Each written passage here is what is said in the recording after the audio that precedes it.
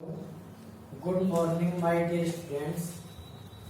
Today we study class 12 biology. In this class, we learn unit 8 human embryology. पिछले वाले video में आपने plant embryology की study की थी कि कैसे प्लांट में फ्लावर से सीड फॉर्मेशन हुआ, फ्रूट फॉर्मेशन हुआ और उस सीड से न्यू प्लांट डेवलपमेंट हुआ। आज का जो वीडियो है इसमें हम जूलॉजी का पार्ट ले रहे हैं और जूलॉजी वाले पार्ट में हम ह्यूमन एम्ब्रियोलॉजी पढ़ेंगे, यानी कि कैसे ह्यूमन एम्ब्रियोलॉजी वाली 8 यूनिट है इसमें ह्यूमन में गैमेट फॉर्मेशन से लेकर के और एम्ब्रियोनिक डेवलपमेंट और मेंस्ट्रुअल साइकिल तक की स्टडी हम करने वाले हैं। तो ये आपकी जो 8 यूनिट है ये एग्जाम में 5 मार्क्स की आती है और इसमें 4 चैप्टर हैं। फर्स्ट चैप्टर में हम पढ़ने वाले हैं गैमेटोजेनेसिस इन ह्यूमन, यानी कि ह्यूमन में गैमेट फॉर्मेशन के हम प्रोसेस पढ़ेंगे, यानी कि मेल और फीमेल गैमेट का फॉर्मेशन करवाएंगे। सेकंड चैप्टर उसमें fertilisation in human, male and female gamete का फ्यूजन करवाएंगे।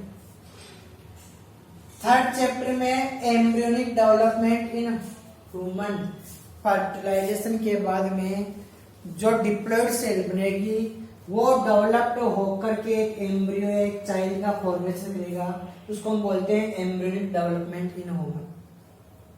और फोर्थ चैप्टर में हम मेंस्ट्रुअल साइकिल की स्टडी करने वाले। तो ये इस यूनिट में 4 चैप्टर हैं। आज हम स्टडी करेंगे वो फर्स्ट चैप्टर है गैमेटोजेनेसिस इन ह्यूमन। तो देखिए यहाँ पर सबसे पहले हम इसका इंट्रोडक्शन लेते हैं कि गैमेटोजेनेसिस क्या है। तो गैमेटोजेनेसिस की डेफिनेशन में क्या होगा, गैमेट फॉर्मेशन की जो प्रोसेस है उसे हम गैमेटोजेनेसिस कहते हैं। हम ऐसे बोल सकते हैं गैमेट फॉर्मेशन इन गोनाड्स कॉल्ड गैमेटोजेनेसिस। अब एक यहाँ पर एक वर्ड है गोनाड्स। देखिए गोनाड्स क्या है, मेल और फीमेल के जो रिप्रोडक्टिव ऑर्गन हैं उनको हम बोलते हैं गोनाड्स। और रिप्रोडक्टिव ऑर्गन में जो प्राइमरी ऑर्गन है जैसे मेल का क्या है टेस्टिस और फीमेल की है ओवेरी।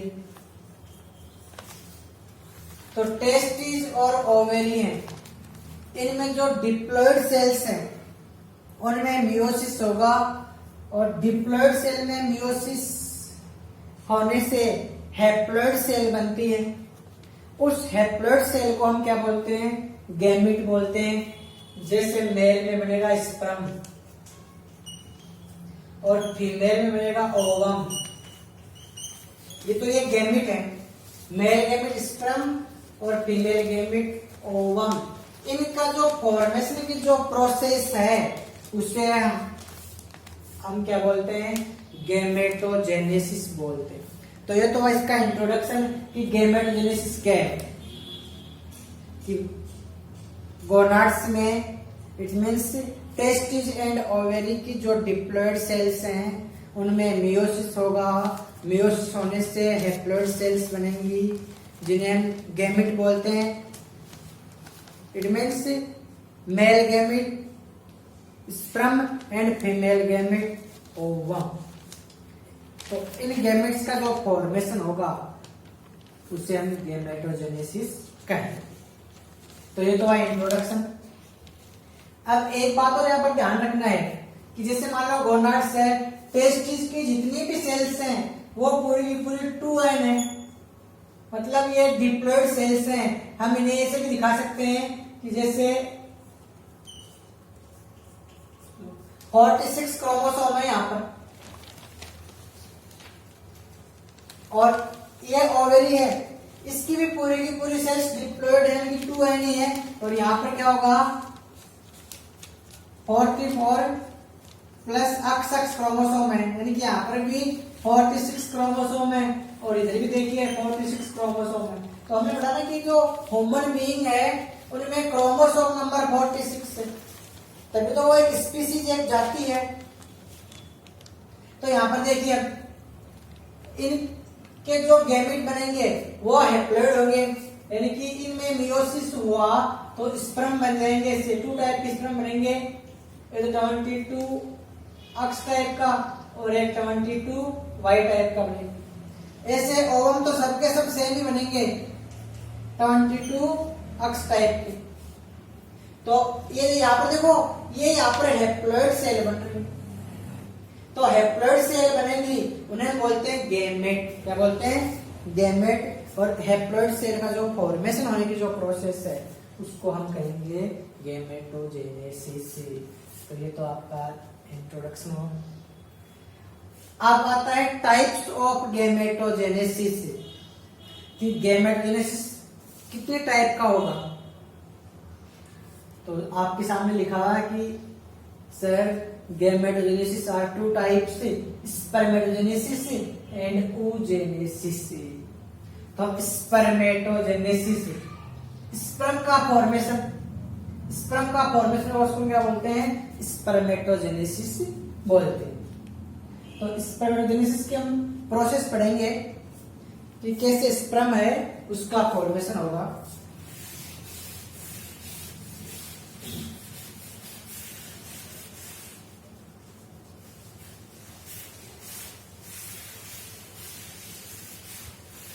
तो सबसे पहले इसकी डेफिनेशन है स्पर्मेटोजेनेसिस की, मेल की जो प्राइमरी सेक्स ऑर्गन है टेस्टिस, उसकी डिप्लॉयड सेल्स मेयोसिस के दौरान हैप्लॉइड सेल्स का फॉर्मेशन करती हैं। Haploid cells it means sperm का फॉर्मेशन करती हैं, उसे हम स्पर्मेटोजेनेसिस कहते हैं। क्या? The process of sperm formation is called spermatogenesis. This process complete in human testis, कि भाई स्पर्म का निर्माण करने की जो प्रक्रिया है उसको हम स्पर्मेटोजेनेसिस कहेंगे, और स्पर्मेटोजेनेसिस की जो प्रोसेस है वो ह्यूमन के टेस्टिस में होती है। तो ये तो इसकी डेफिनेशन हो गई।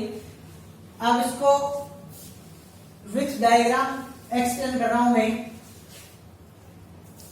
जैसे ये ह्यूमन के टेस्टिस है और टेस्टिस की TS है, ट्रांसवर्स सेक्शन है, तो हम क्या देखते हैं कि टेस्टिस की स्ट्रक्चर में सबसे आउटर जो सेल्स हैं उनको हम बोलते हैं जर्म सेल्स। तो सब की सब जर्म सेल्स हैं, यानी कि आपने 11th क्लास में पढ़ा कि माइटोसिस एंड मियोसिस। तो आपने पढ़ा कि माइटोसिस तो जितनी भी बॉडी की सोमेटिक सेल्स हैं उनमें होता है, और मियोसिस किन में होता है? जर्म सेल्स में होता है। ये टेस्टिस और ओवेरी है, उनमें केवल मियोसिस होगा। तो टेस्टिस और ओवेरी की जो सेल्स की जो लेयर है इनको हम बोलते हैं जर्म सेल्स। तो ये जर्म सेल्स हैं।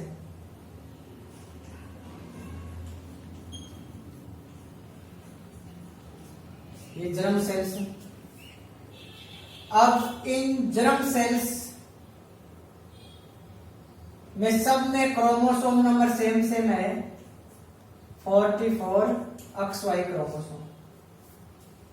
तो स्पर्मेटोजेनेसिस की प्रोसेस होगी तो उसमें सबसे पहले जो स्टेप आएगी या फेज आएगी उसको हम बोलते हैं मल्टीप्लिकेशन फेज।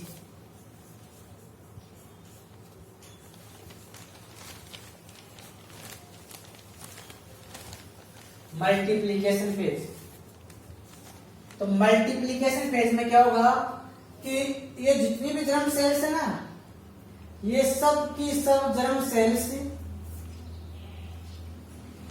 सबसे पहले माइटोसिस करेंगी। जैसे मान लो इस एक सेल को मैंने यहाँ पर बाहर निकाल लिया है, यहाँ पर तो ये एक सेल है, इस सेल में मल्टीप्लीकेशन फेज आएगी और ये कौन सा इसमें माइटोसिस होगा, फिर कौन सा इसमें सेल डिवीजन होगा, इसमें माइटोसिस होगा। इसका मतलब सेल का नंबर बढ़ जाएगा, यानी कि एक सेल से 2 सेल बन गई, 2 से 4 सेल बन जाएगी।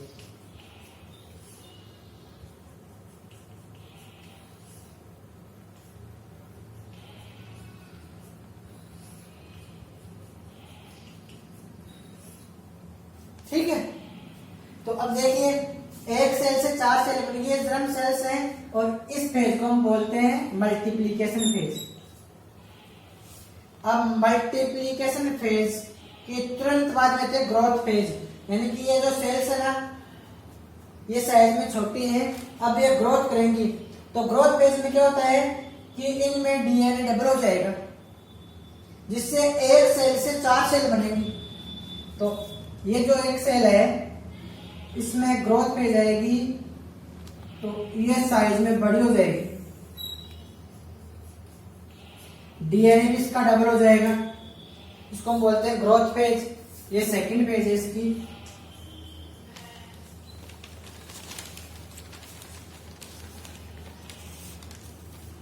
अब लास्ट फेज है उसको बोलते हैं मैच्योरेशन फेज। तो मैच्योरेशन फेज में क्या होगा कि ये एक सेल 4 बार सेल डिवीजन करेगी, जिससे 4 सेल्स बनेंगी, एक सेल से 4 सेल्स बनेंगी।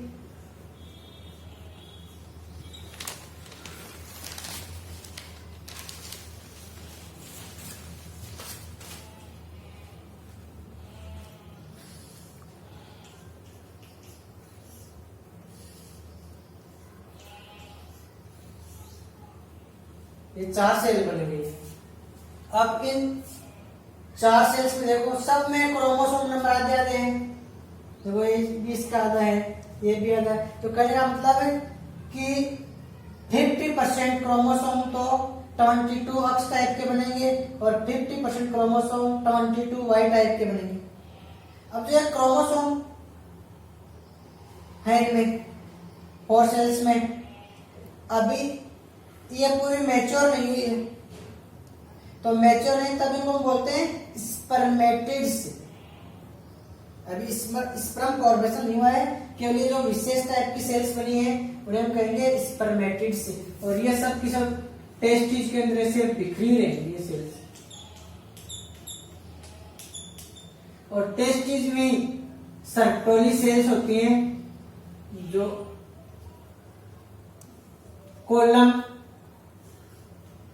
स्ट्रक्चर में, इनका नाम है सर्टोली सेल्स। इनके चारों ओर ये बिखरी जाती हैं, इन सेल्स को बोलते हैं स्पर्मेटिड्स। अब होगा क्या कि इन स्पर्मेटिड सेल की शेप एंड स्ट्रक्चर या शेप एंड साइज है वो चेंज होगी। तो शेप एंड साइज चेंज होने पर इनसे क्या बन जाएंगे, स्पर्म बन जाएंगे, जो मूविंग कर सकते हैं या जो मोटर जो चल सकते हैं, तैरते रहेंगे वो, इन्हें हम बोलते हैं स्पर्म। तो स्पर्मेटिड्स किस में चेंज हो जाएगी, फिर स्पर्म बन जाएंगे। और ये पूरे के पूरे स्पर्म हैं, ये सर्टोली सेल से चिपके रहते हैं और सर्टोली सेल्स इन्हें न्यूट्रिशन प्रोवाइड करवाती है। तो ये तो क्या थी, स्पर्मेटोजेनेसिस की प्रोसेस थी। First multiplication phase, second growth phase, third maturation phase. और मैच्योरेशन फेज में क्या बनता है, केवल स्पर्मेटिड्स बनती है। अब स्पर्मेटिड्स है उससे स्पर्म फॉर्मेशन की प्रोसेस चलती है, तो इस सेल की शेप एंड साइज में चेंज हो जाता है। इससे haploid cells, it means gamete, male gamete बनेंगे, यानी कि स्पर्म का फॉर्मेशन हो जाएगा। और ये पूरी प्रोसेस ही क्या है, स्पर्मेटोजेनेसिस है। अब अगला पॉइंट था आपका स्ट्रक्चर ऑफ स्पर्म।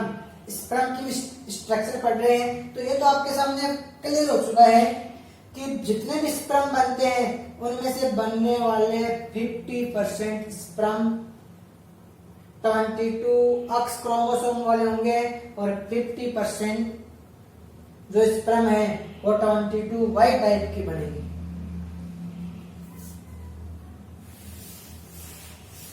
इसका मतलब ह्यूमन में सेक्स डिटरमिनेट का वर्क कौन करता है, मेल या फीमेल में से कौन करेगा?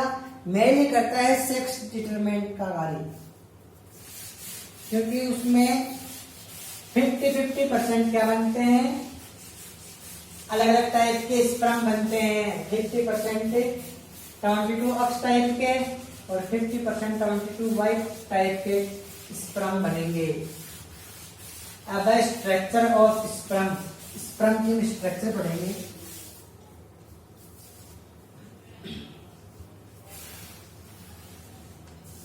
तो स्पर्म भी एक हैप्लॉइड सेल है। इस सेल में एक तो हेड होता है, एक नेक होगी, एक मिडिल पार्ट होगा और एक टेल होगी। तो ये स्पर्म है, ये इसका हेड है। ये सेल एक टाइप की पूरी की पूरी, लेकिन यहाँ पर सेल की स्ट्रक्चर स्पून टाइप चम्मच के आकार की हो गई है। तो इसमें देखिए यहाँ पर ये सेल मेम्ब्रेन है पूरी की पूरी। यहाँ पर इसमें न्यूक्लियस है और इस न्यूक्लियस में क्रोमोसोम है। ये सेल का न्यूक्लियस हो गया, इसमें क्रोमोसोम है, या तो 22 अक्ष टाइप 22 टाइप के, 22 अक्ष टाइप के या 22 वाई टाइप के। मान लो 22 अक्ष टाइप का क्रोमोसोम। ये इसका साइटोप्लाज्म है और इसके यहाँ पर हेड पार्ट पर गोल्जी बॉडी से या गोल्जी कॉम्प्लेक्स से वेरियस टाइप के एंजाइम का सिक्रेशन होकर के एक केक टाइप की स्ट्रक्चर बनती है, जिसे हम बोलते हैं एक्रोसोम। तो ये एक्रोसोम है और एक्रोसोम का फंक्शन क्या है कि जब फर्टिलाइजेशन होगा तो उस समय ओवम की जो वॉल या मेम्ब्रेन है उसको पेनेट्रेट करने का काम करता है, उसको डिजोल्व करने का काम करेगा। तो एक्रोसोम हो गया, ये सेल मेम्ब्रेन होगी,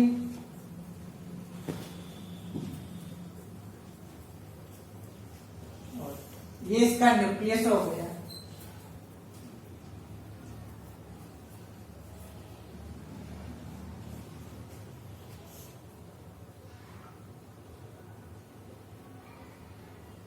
और यहां पर ये आएगा, ये नेक है और ये है सेंट्रियोल। सेंट्रियोल 2 पार्ट है, एक सेंट्रियोल यहां पर है और एक सेंट्रियोल यहां पर है। और सेंट्रियोल से एक एक्सिस निकलेगा, एक फिलामेंट निकलेगा और वो फिलामेंट टेल पार्ट तक जाएगा। और इस फिलामेंट में मूविंग करवाने के लिए ये जो मिडिल पीस है या मिडिल पार्ट है, इस मिडिल पार्ट में माइटोकॉन्ड्रिया होंगे, इसको बोलते हैं मिडिल पार्ट। और ये टेल और ये माइटोकॉन्ड्रिया है। तो ये एक स्पर्म की स्ट्रक्चर है और ये स्पर्म सीमेन में मूविंग करता हुआ और ओवम तक पहुंचता है।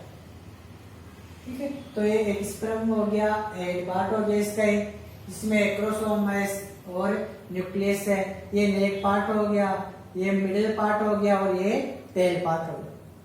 तो इस प्रकार से ये एक स्पर्म की स्ट्रक्चर हो गई। इसी के साथ आपका स्पर्मेटोजेनेसिस भी क्या होता है, कंप्लीट हो जाता है। गैमेट फॉर्मेशन में हमने अब तक या गैमेटोजेनेसिस में हमने अब तक क्या सीखा कि अब तक हमने मेल गैमेट स्पर्म का फॉर्मेशन सीख लिया है। तो अब आता है सेकंड पॉइंट आपका वो है oogenesis।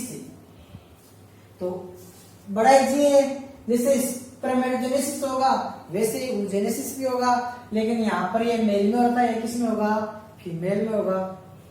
तो जो ह्यूमन में जो फीमेल है, फीमेल के गोनाड्स, इट मीन्स जो ओवेरी है, उस ओवेरी की जो डिप्लॉयड सेल्स हैं, उन डिप्लॉयड सेल्स में क्या होगा, मियोसिस होगा। तो हैप्लॉयड सेल्स बनेगी और बनने वाली हैप्लॉयड सेल्स है उसमें क्रोमोसोम नंबर भी हाफ हो जाएंगे, उसे हम ओवम बोलते हैं। और ओवम का जो फॉर्मेशन की जो प्रोसेस या प्रक्रिया है उसका नाम है oogenesis। क्या नाम है, oogenesis। तो देखिए वो क्यों बातें करते हैं, कौन सी, कि पहले ओवेरी की टीएस काटेंगे। तो जैसे मान लो ये ओवेरी है, तो ओवेरी में भी वही बनेगी, सबसे पहले क्या बनेगी, जर्म सेल्स बनेगी। तो जैसे ये जर्म सेल्स है, और जो ओवेरी में जो जर्म सेल्स बनती हैं, उन जर्म सेल्स में जब फीमेल एम्ब्रियोनिक स्टेज में होती है, उस समय उसकी ओवेरी में मल्टीप्लिकेशन फेज हो जाती है, यानी कि उसकी एम्ब्रियोनिक स्टेज से लेकर के जब वो 12 साल की होती है ना लड़की, तब उसकी ओवेरी में मल्टीप्लिकेशन फेज कंप्लीट हो जाती है। तो देखिए यहां पर ये जर्म सेल है और पूरी की पूरी डिप्लॉयड है। अब इस जर्म सेल में क्या होगा, सभी सेल्स क्या करेंगी, मल्टीप्लिकेशन फेज में आएंगी। तो देखो यहां पर ये इन सेल्स में क्रोमोसोम नंबर क्या होगा, 44 अक्ष अक्ष। इसका मतलब बनने वाली सभी सेल्स सेम टाइप की बनेंगी। तो देखो ये जर्म सेल है फीमेल, अब इसमें पहले वही मल्टीप्लिकेशन फेज आएगी, यानी कि एक सेल से 4 सेल बन जाएंगी और चारों में माइटोसिस ही हुआ है।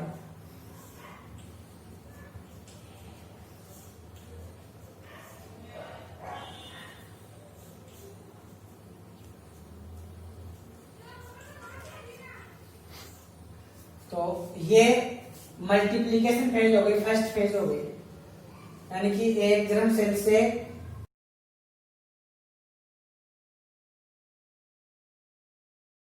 अब ये जो 4 जर्म सेल्स बनी है, इन 4 जर्म सेल्स में वो एक ग्रोथ फेज आएगी, हर सेल साइज में बड़ी हो जाएंगी और ये सबसे लंबी होती है ग्रोथ सेल, यानी कि ये 12 साल तक की होती है। तो 12 साल तक ये सेल साइज में बड़ी होगी। इसमें ग्रोथ फेज होने के बाद में इसमें वो माइटोसिस शुरू होगा, तो मियोसिस शुरू होगा और इस एक सेल से 4 सेल बनेंगी, जिनमें से 3 सेल हो जाएंगी डीमेज, जिन्हें हम बोलते हैं पोलर बॉडी या पोलर सेल्स, और एक सेल बचेगी जिसका नाम है ओवम। इसका नाम क्या है, ओवम। तो हमने अब यहाँ पर ओवम बना दिया, कि फीमेल गैमेट भी बना दिया है। तो मेल और फीमेल गैमेट का फॉर्मेशन में पढ़ लिया। अब देखो इसकी स्ट्रक्चर में देखते हैं, तो इसकी स्ट्रक्चर नॉर्मली होगी कि इसके ऊपर भी सेल मेम्ब्रेन रहेगी 2 टाइप की, और इसके ऊपर वेरियस टाइप की जोना पेल्सुडा लेयर है, कोरोना रेडिया लेयर है, वेटलाइन मेम्ब्रेन है, ये रहेंगे। इसमें न्यूक्लियस रहेगा, बस ये सेल है।